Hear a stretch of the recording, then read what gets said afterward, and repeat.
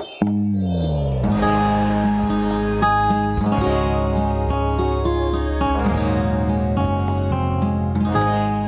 everyone, and thank you so much for joining us on the Mom's Village show, where we have everyday conversations about motherhood. And today's topic is really important. Postpartum depression not only affects so many mothers, but their families as well.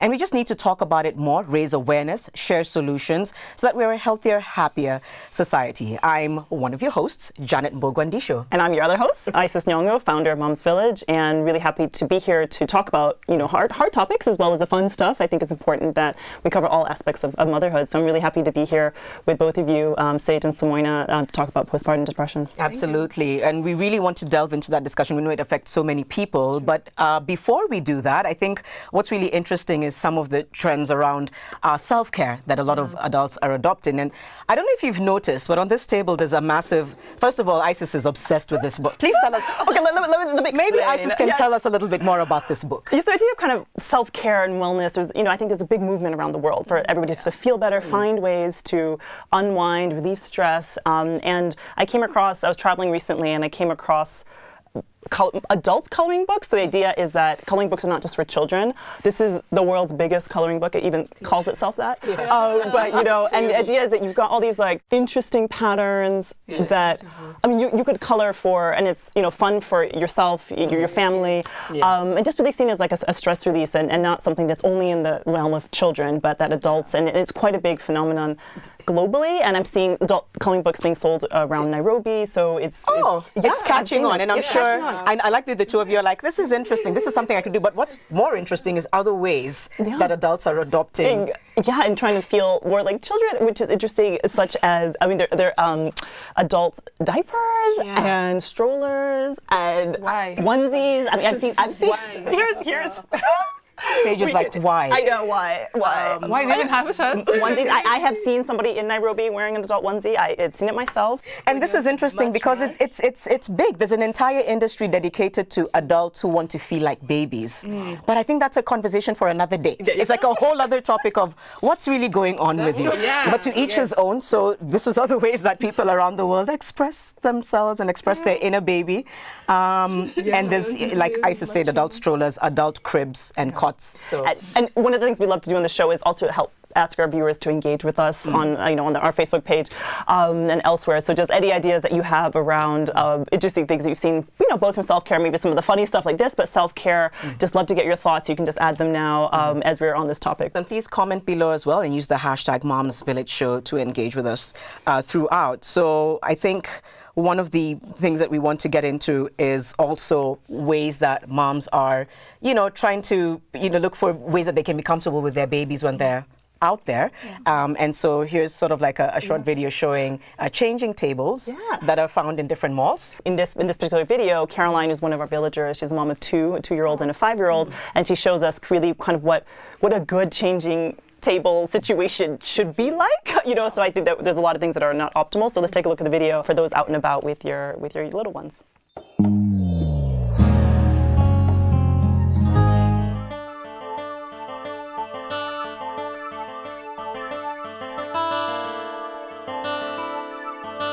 It's always good to get out of the house and perhaps visit a mall. However, one of the things that always puts me off is changing my little one.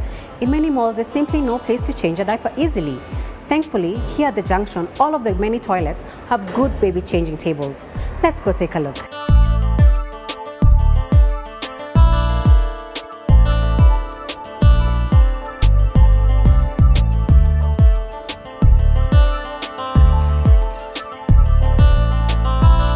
So as you can see, there's plenty of space to put your baby down. Some hand sanitizer for you, but I prefer to use my own Macintosh. There's also plenty of space to put your diapers and your wipes. And also a bag hook to place your bag to free your hands. It's also very steady, so your baby cannot drop. And we're good to go. was fantastic. I actually never seen one, the bag hook. You know, I was saying before, I'm really passionate about, you know, changing spaces to give enough spaces. There's a whole issue that there's no changing rooms in men's bathrooms. That's a whole other issue that we have. But I think that also there's a lot of other places that have paid attention to changing rooms. Certainly in the malls, most of the malls around Nairobi, hopefully in other cities in the country as well, and many other places. So one other great thing to know from all of you watching is your favorite changing places, or maybe places that need changing rooms that you go to all the time and you're like, we must have this. So maybe add that into the feedback here in inbox or in the comments, because we can also help, you know, other moms and tell establishments that they need this. So it's really important. It's so crucial. And what's really interesting about this is these are for moms who are happy to be out and about with their babies and their families, but unfortunately, that's not always the case. There's moms who want to stay in their cocoon because of issues that are deeply affecting them, especially around postpartum depression. And this is where I want to bring in Samoina and Sage. And maybe Samoina, I can start with you. I know you run a blog that kind of helps a lot of moms deal with it.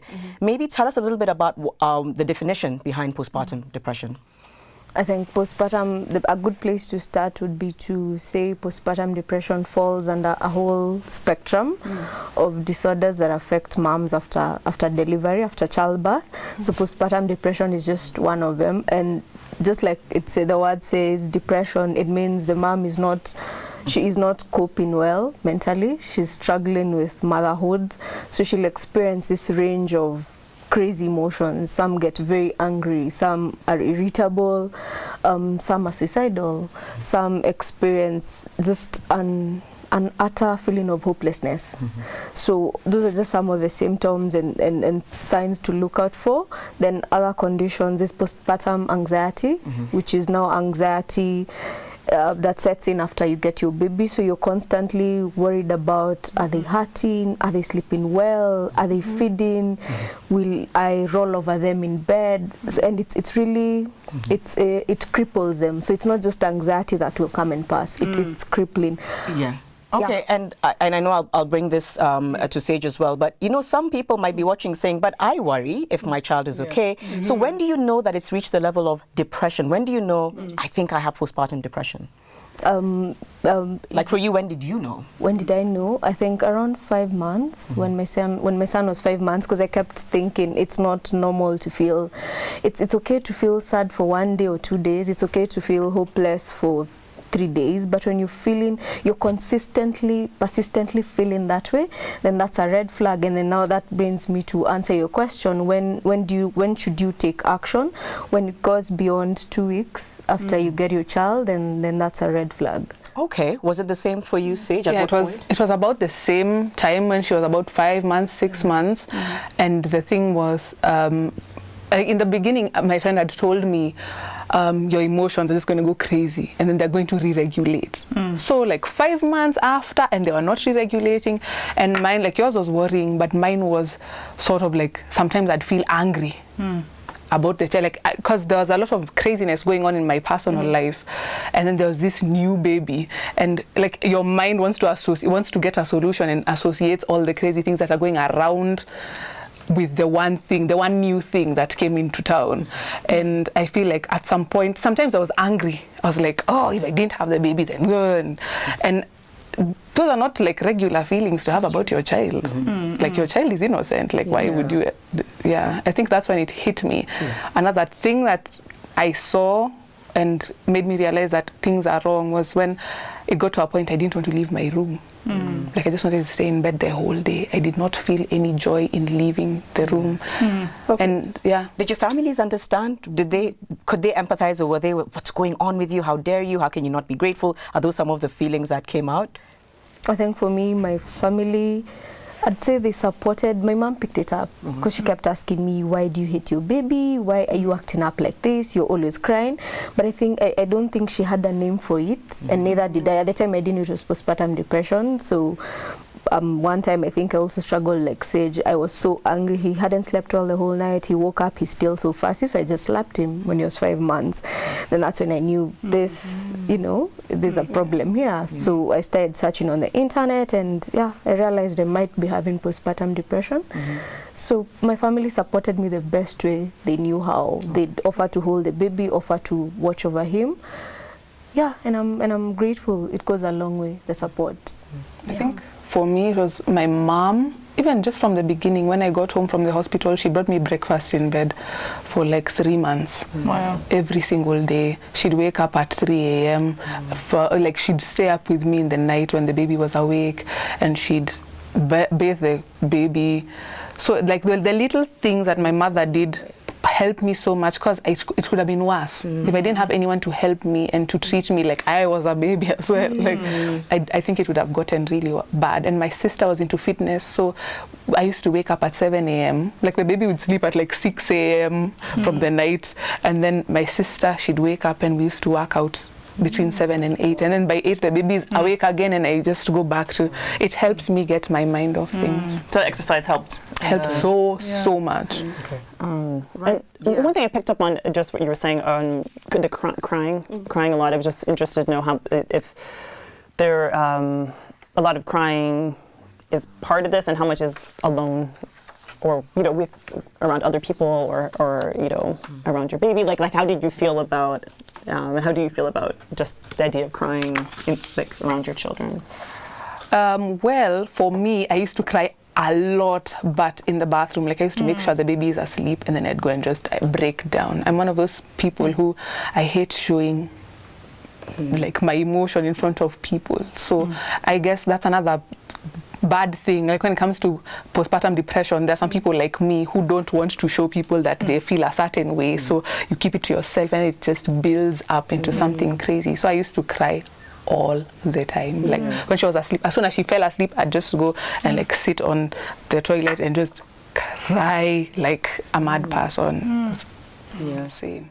Oh my goodness. And what do you do now if you're, there's someone who's watching this and thinking, I feel like I have some of these signs and symptoms that Sage and Samoina are talking about. What kind of next steps should a mom like that take? The good thing is that now there's help available, and it's important to get that help. One can see a psychiatrist or a psychologist or a counselor.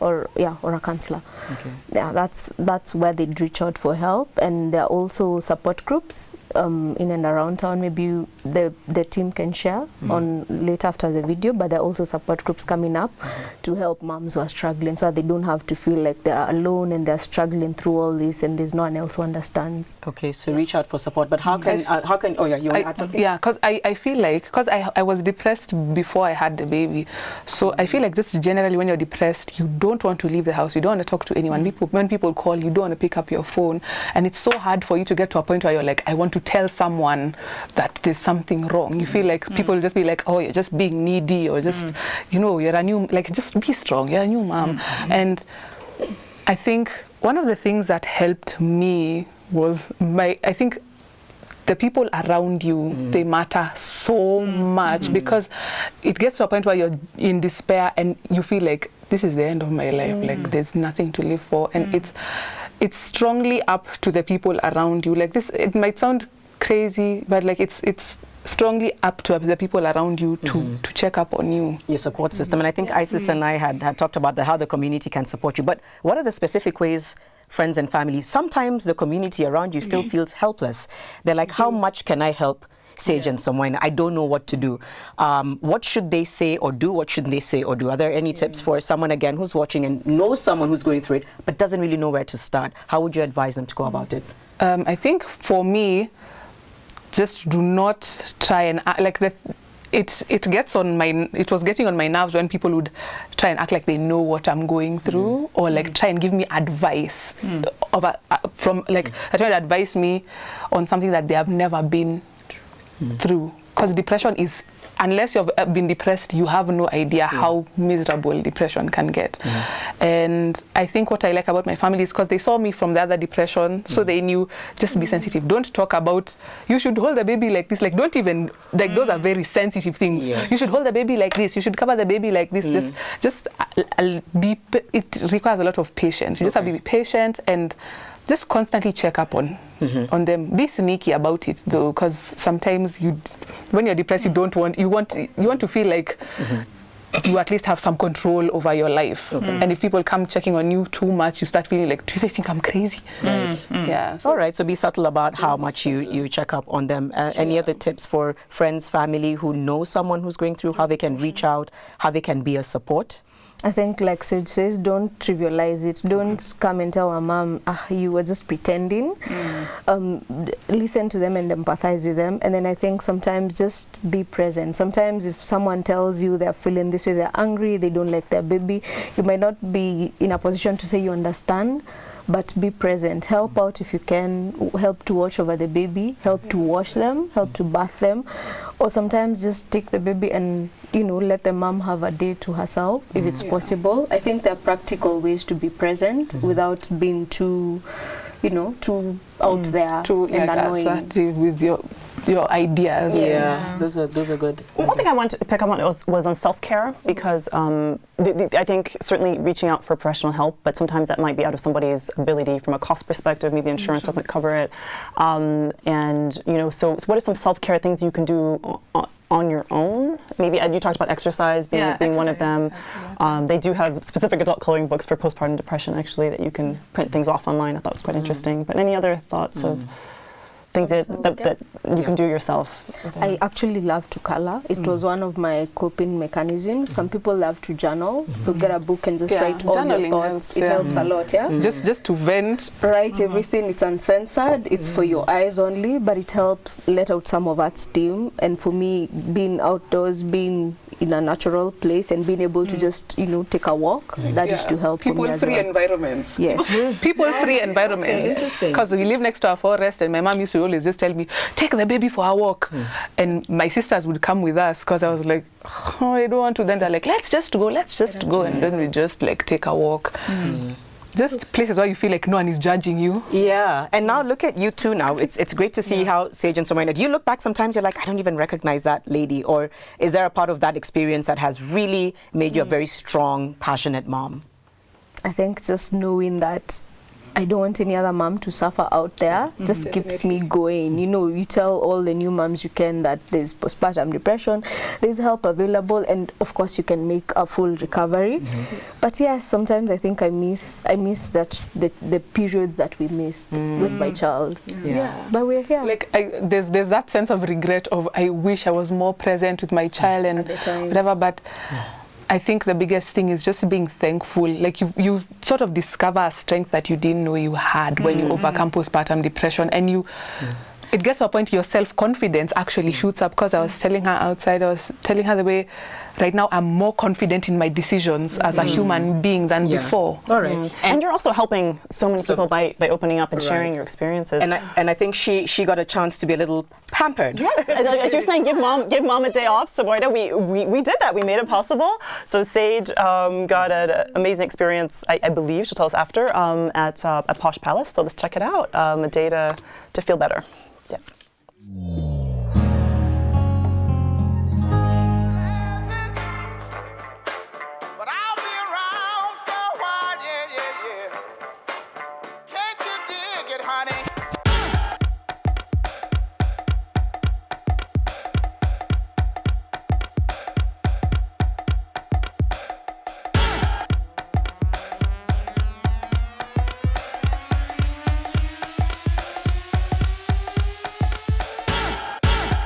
This is Sage, and I'm here at Posh Palace, which is an amazing salon and spa. I've been here once before to get my hair done, and it's such an amazing place. Let's see what happens when I get my nails done. Hi. Hi, welcome to Post Palace. Thank you so much. My name is Sage. I have an appointment, courtesy of Mom's Village, to have my nails done.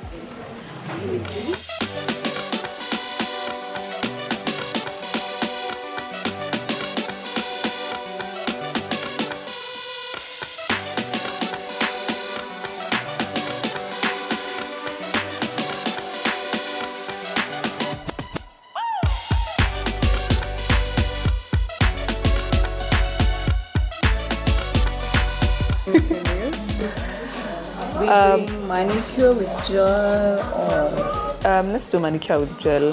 I don't need them long because I play the piano. okay. And I'm currently in school, so yeah.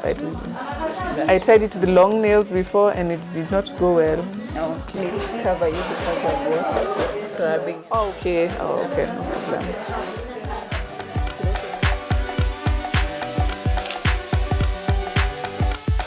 So you go for this one. Do the darkness. I'll just do that one. Ah, it's sensor. Sorry. There we go.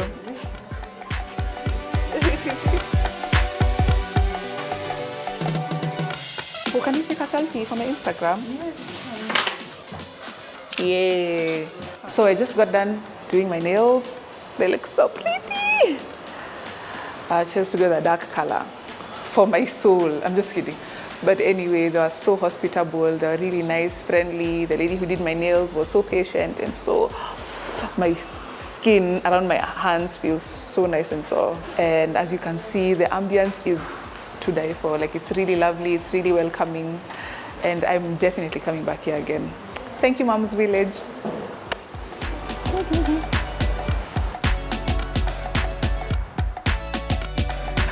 Wow, that was great.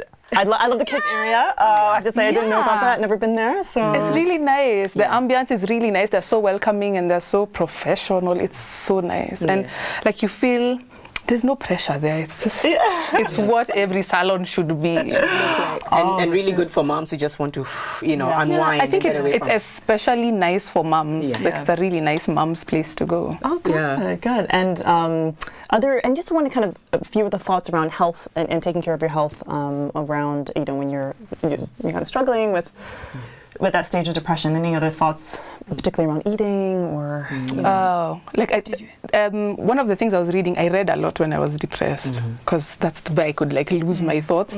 And I watched a lot of TED Talks, and a lot of I found out what you put into your body actually affects your emotions and your hormones. And because I was exercising and my sister was into this healthy eating thing, we used to do a lot of that with her. We just went clean eating. We were just clean eating, and that helped my whole system just heal. Yeah, and for you?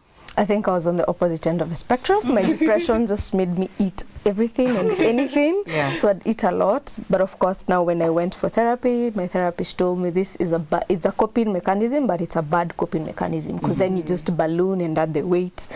So what she says is very true. What you eat it affects your mood. It either helps you with the depression or it doesn't help with the depression. So of course, eating healthily is good. It helps. And also working out, I found that it really helps. It helps me and most of the moms that I reach out to.